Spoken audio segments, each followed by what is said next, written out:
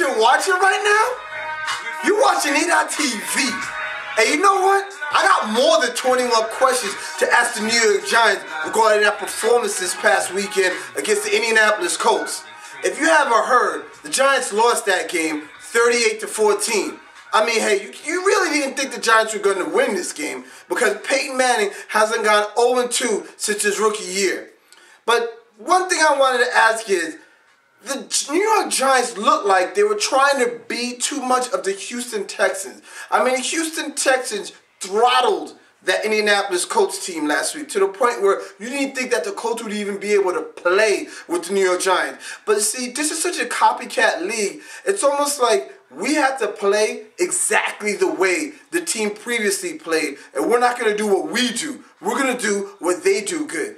The New York Giants were in a lot of I formation, a lot of zone right, a lot of zone left. That's not what the Giants do. The Giants line up and they pound the ball. They get Brandon Jacobs in there and they pound, pound, pound, pound, pound. And then you get Ahmad Bradshaw, he gives you the little dipsy-do.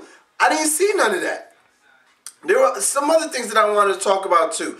The defense. Now, we all know the new Giants defense with new defensive coordinator Perry Fuel is still a work in progress. And what teams have been doing lately facing Indianapolis Colts is basically going nickel defense and putting an extra DB in and taking out a linebacker.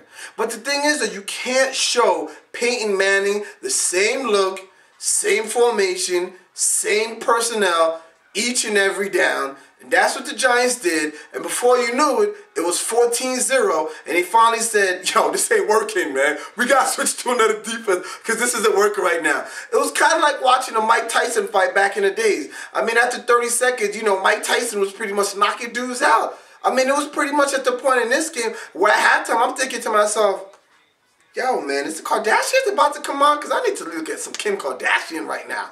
I mean, I was like, I wasn't even really focusing on the game because the Giants didn't even look like they came to play. I mean, offensively, if you look at the Giants on that side of the ball, you know that the Colts got two stud defensive ends, Freeney and Mathis. Why were they taking these 4, 5-step drops? Having these guys rush up the field, getting strip sacked, pressures on Eli Manning, you know, fumbles and all these things. I didn't see any draws. I didn't see any screen passes. I didn't see any shotgun formation to at least have these defensive ends think twice about running right up the field and getting Eli. At least have him in shotgun so he can, you know, do a little step up in the pocket a little bit and then flick the ball. I didn't see none of that. What about the draws, you know? Run right by Freeney, run right by Mathis. What about the screens so at least they think about not running up the field so quick?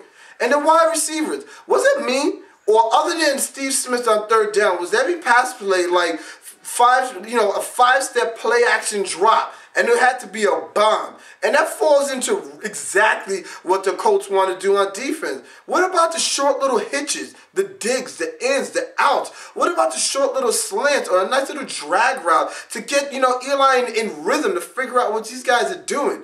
That I didn't see either. I mean, everybody knew, and you can't sit there and say that you expected the Giants to walk in Indianapolis and win. I mean, realistically, you're hoping that maybe they could stay within a puncher's, you know, reach by fourth quarter, maybe, you know, a touchdown or maybe, you know, one possession game. And, you know, Eli, with 2 minutes left to go in the game, he's buttered. But that wasn't the case.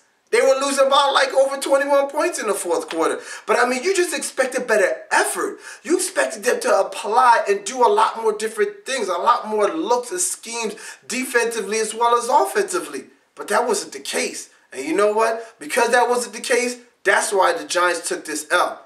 I mean, losing 38-14 isn't bad to the Colts. I mean, the Colts have busted up many a team, from the Patriots to the Eagles when they were good, when they had McNabb and that killer D. I mean, think of it like this. It's the Manning Bowl, right? This is Manning Bowl 2. In one, they lost 26-21, which is realistic. All right, they had a puncher's chance. So it's kind of like you getting beat up by your big brother, but this was the second round. It wasn't like you fought good in the first fight. This was one of those, yo, look, man, don't tell mom I really beat you up this bad because I want to eat food tonight. I want to eat dinner. I don't want to be kicked out of the house. This is just a straight up, you're my little brother, and you need to realize you're my little brother. I mean, geez Louise, Peyton, take it easy, man, all right? But anyway, you can take some solace as the New York Jets nation, or I should say Giants. I say Jets. I'm sorry, forgive me, but you can take some solace in that. You knew it was going to be a long shot to win, and the Colts have done this to a lot of good teams. You just expected better effort, but hey, that's the way it goes, right? You win or lose, and you still got to go to the next week. Speaking of which, in week 3. The New York Giants will be facing the Tennessee Titans. So, get ready for a lot of dreadlocks and Chris Johnson running around and a lot of Vince Young running around on those read options. So that's week 2, NFL report, New York Giants. You know what you're watching, and you know the place to be. E.TV, NFL, baby. Peace.